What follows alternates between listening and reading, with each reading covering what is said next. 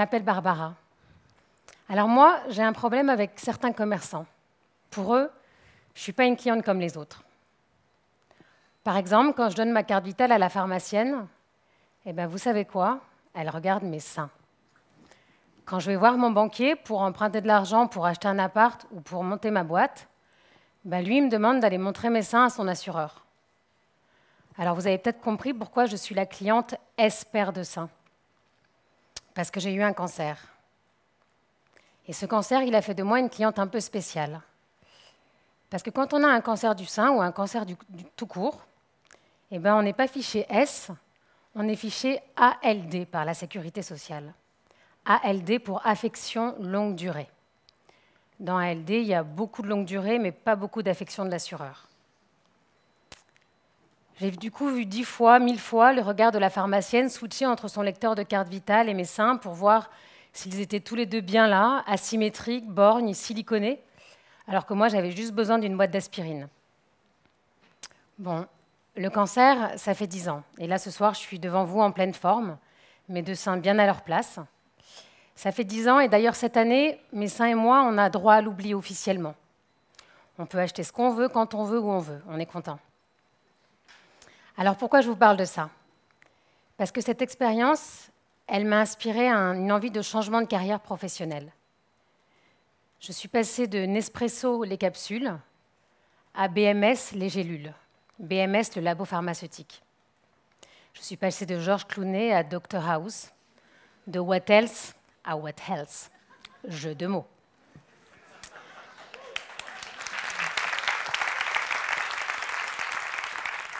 Alors, c'est pas pareil de s'occuper de la relation client chez Nespresso et de la relation patient chez BMS. Il m'a fallu du temps avant d'avoir envie de retourner de mon plein gré dans ces salles d'attente qui sentent le lino aseptisé, où grincent les chariots de bouffe d'hôpital, peuplés de regards inquiets ou de foulards de perruques. Il m'a fallu du temps pour avoir envie de donner à mon tour à ceux qui ont pris ma place dans les fauteuils de chimio. Et puis, il y a 2 ans, le temps est venu. Et j'ai choisi d'aller travailler pour l'industrie qui m'a sauvé la vie en 2006. Alors cette industrie, l'industrie du médicament, je ne la connaissais pas du tout. D'ailleurs, elle m'a un peu recrutée grâce à mes seins, elle aussi, et à ce qui leur était arrivé. J'y connaissais rien. Une industrie hyper réglementée, à juste titre. Une industrie où le mot client est absent du dictionnaire interne. Une industrie où la relation patient, la relation utilisateur est indirecte et donc souvent lointaine. J'y connaissais rien, finalement, c'est un peu mon ignorance aussi qui a fait la différence. C'est mon ignorance qui a généré mon recrutement. Vous imaginez, mes seins, mon ignorance, la blonde, quoi. Bon, en tout cas, j'ai eu le job, malgré tout ça. Et quand je suis arrivée chez BMS, entourée d'une légion de médecins, de pharmaciens, de chercheurs, de scientifiques hyper spécialisés, eh ben, j'ai créé ma spécialité à moi. Je suis devenue spécialiste de la question conne. Et ouais. Et je peux vous dire que dans la pharma, il y a moyen de s'en poser pas mal des questions connes. Alors, je vais vous donner quelques exemples, mais avant ça, il y a 2-3 trucs que je trouve intéressants à partager avec vous sur l'expérience client dans la pharma. Premièrement, nos utilisateurs, les patients, ben, ils n'ont pas choisi d'être nos clients, et surtout, ils ne veulent pas l'être. Deuxièmement, qui sont nos clients? On s'adresse à des médecins qui sont ni utilisateurs, ni payeurs, mais qui sont prescripteurs. On s'adresse à des patients, des utilisateurs, qui ne sont pas payeurs, qui ne sont pas prescripteurs, mais utilisateurs. Et puis on s'adresse à des pouvoirs publics, des payeurs, qui ne sont ni prescripteurs, ni utilisateurs, mais qui payent. Où donc il est notre client?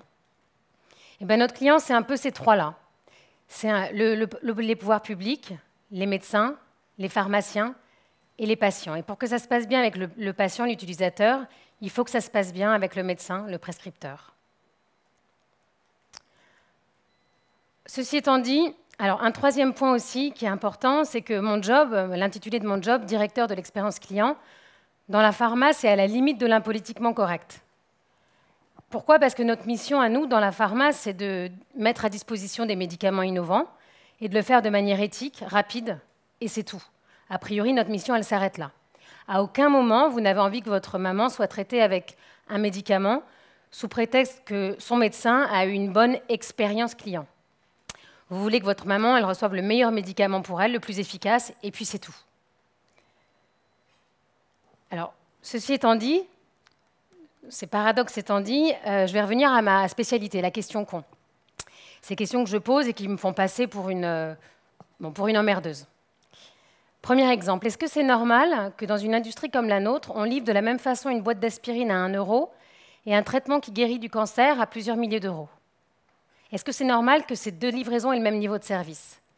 Alors on m'a répondu, Barbara, on n'est pas au bon marché. On est une boîte de médicaments, on n'est pas une boîte de logistique. Et quelque part, ce n'est pas faux. Deuxième exemple, qui n'a jamais galéré en sortant un blister de médicaments, en décapsulant 3 petites pilules minuscules à cause de ses grosses papates, alors qu'on en a juste besoin d'un? Du coup, ma question, c'est mais pourquoi dans notre industrie, on n'est pas capable de faire, comme dans la grande conso, des ouvertures faciles, des blisters qui s'ouvrent proprement, simplement, de manière évidente? Alors là, on m'a répondu « Ah non, mais ça, c'est pas nous, c'est le Siège Monde qui produit pour le monde entier, donc si on veut une amélioration, il faut se mettre d'accord avec le monde entier, et tu peux toujours proposer, mais ça va mettre une bonne dizaine d'années. » Le Siège Monde, le global, un peu Dark Vador parfois. Je ne sais pas trop qui c'est, mais en tout cas, il a du poids. Alors, des améliorations sur le produit, on y arrive quand même. On a réussi notamment à améliorer considérablement le goût des médicaments avec des arômes fraises, des arômes vanille pour les enfants, pour éviter qu'ils les recrachent et pour permettre qu'ils les avalent. Et alors, quand on a réussi à arriver à cet objectif, à grand renfort d'efforts et de temps, eh bien, on a été attaqué de toutes parts, plutôt en France, par les pouvoirs publics, parce qu'en fait, ce bon goût du médicament, il incite à la consommation du médicament. Donc vous voyez que c'est compliqué malgré toute la bonne volonté. Troisième exemple, est-ce qu'on est obligé de valider 7 fois cette enquête de satisfaction avec 3 questions pour être dans les règles? Alors là, oui, plus blanc que blanc, ceinture, bretelles, parachute. La confiance n'exclut pas le contrôle. Je l'ai entendu beaucoup de fois. Et dernier exemple, et après j'arrête avec mes questions cons, et tiens, si on mettait une chaise rouge au COMEX, comme l'a fait Air France, pour matérialiser la présence de notre client ou de notre patient au COMEX. Alors ça y est, on a réussi à le faire, ça y est, on a notre chaise rouge. Depuis quelques mois, yes. J'arrête avec mes questions cons parce que vous allez vraiment finir par croire que je suis blonde et spécialisée. Alors à quoi ça sert de poser des questions cons dans une industrie comme la mienne? Ça sert à challenger le statu quo, ça sert à apporter une culture d'expérience et d'empathie qu'on n'a pas du tout. Historiquement, notre industrie elle a toujours été tournée vers l'innovation thérapeutique et pas du tout vers l'innovation dans l'expérience. En fait, on s'est concentré sur notre médicament, sa production, et une fois qu'on a une autorisation de mise sur le marché, on considère que ça y est, le job est fini et que le succès est garanti. Aujourd'hui, ça ne suffit plus. Et le job d'un directeur de l'expérience client, c'est de faire comprendre à chaque maillon de la chaîne qu'il peut, à son niveau, être responsable de l'expérience client. Alors c'est basique, c'est du bon sens.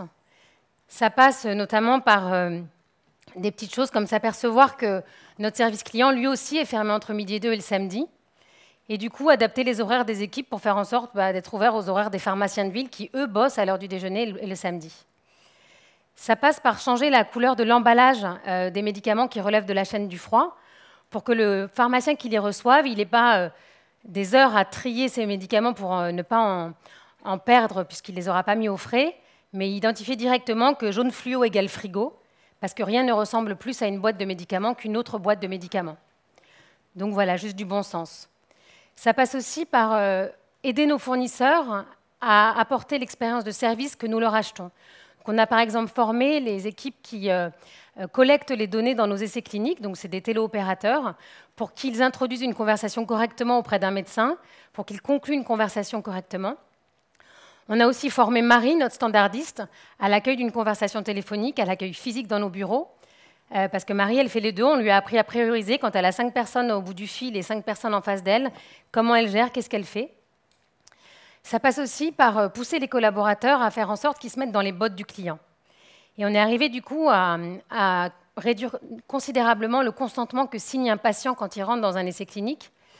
Avant, on lui demandait d'être Bac+12, d'être diplômé de droit, de philosophie, d'éthique, de pharmacie et de médecine pour signer cette liesse administrative qu'on lui demandait de signer, et puis aussi d'être expert à la commission informatique et liberté. Là, on a réduit ça de 18 pages à 2 pages, un truc qui est beaucoup plus lisible, digeste et que le patient comprend facilement. C'est quand même plus simple, 18 pages, 2 pages que 18 pages.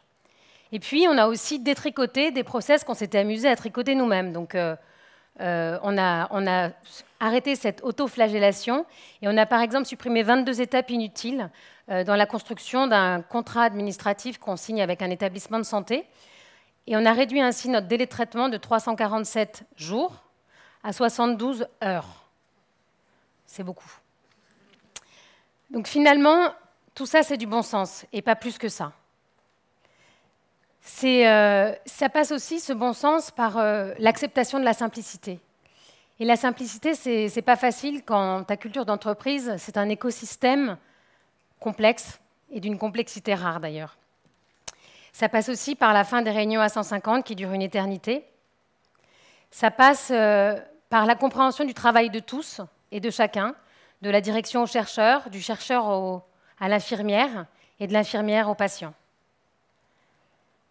C'est compliqué parce que quand la culture d'entreprise est ancrée, quand les habitudes de chacun sont historiques, eh ben, ce n'est pas facile de faire bouger les lignes. Ce n'est pas facile de transformer un mammouth en gazelle. C'est compliqué parce que dans notre univers, on est très cloisonné. Et nos cloisons à nous, c'est des murs porteurs. Les casser, c'est assez compliqué finalement.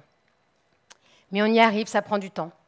C'est compliqué parce que, vous l'avez compris, la relation avec l'utilisateur, elle est indirecte. Alors, c'est compliqué, mais on y arrive. Et finalement, on pense tous les jours à notre client, même si lui, il n'a pas du tout envie de penser à nous. Et on se dit que notre client, il est bien plus exigeant qu'un client qui achète une machine à expresso, qu'on lui doit la confiance qu'il nous donne et qu'on lui doit une expérience meilleure que ce qu'il a pu avoir jusque-là. C'est compliqué de penser à un client qui a juste envie de nous dégager. Mais c'est ce qu'on fait tous les jours. C'est compliqué, mais c'est passionnant. C'est compliqué, mais c'est gratifiant. C'est gratifiant parce que chez nous, un client satisfait, c'est un client qui guérit. Et ça, c'est merveilleux. Merci.